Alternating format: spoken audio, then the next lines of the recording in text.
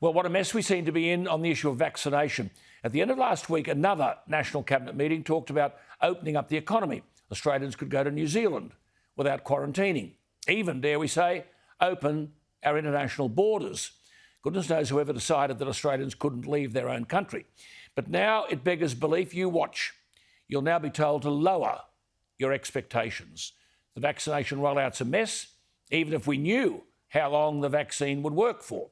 People may persist in working from home, but that's a double-edged sword. Be careful. The employer, as I said a fortnight ago, might decide that the data analyst working from home in Dubai is 100% cheaper than the bloke working from home in St Lucia or Bronte or Glenelg or Essendon.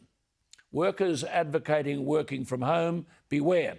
But now the Prime Minister, having told us last August that we'd be amongst the first to get the vaccine and we'd all have a jab by October, by Sunday, one government minister, Dan Tehan, was saying, well, perhaps the end of 2021, everyone who wants a jab will get one.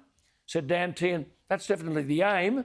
But his colleague Greg Hunt then said, no, Dan, no, there's been no change. Our goal is to ensure that every Australian is vaccinated as early as possible. Well, now the Prime Minister is saying there is no timetable. Too many uncertainties, he says. The Prime Minister is saying, and I quote, the government has not set, nor has any plans to set, any new targets for completing first doses, unquote. And after new advice on the AstraZeneca vaccine, due to the risk of blood clots, the federal government is now pushing Pfizer as the preferred vaccine for people under 50.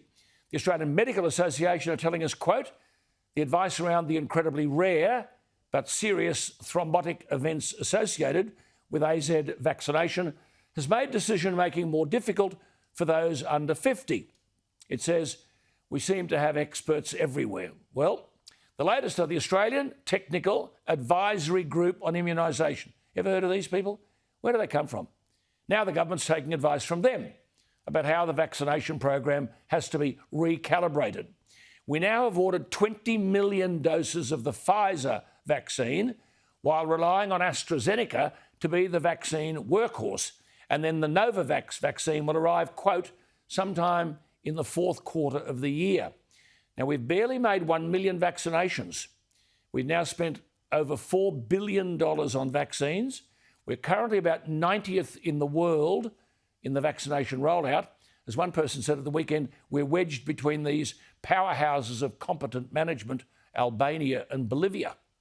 The biggest issue here is beyond vaccination. How much longer is government going to continue to deny us our freedoms and stop us from looking after our own health? Indeed, how many of the freedoms already surrendered will we never get back? Are we looking down the barrel of a vaccine passport where you won't be able to go here, sit there, buy this, or travel there unless you can prove you've been vaccinated? We are in grave risk of politicians and unelected bureaucrats taking over our lives, and that puts democracy on the rack. We need to remember democracy is admittedly government of the people, but by the people and for the people. No government, it is not government by a handful of often secretive know-alls.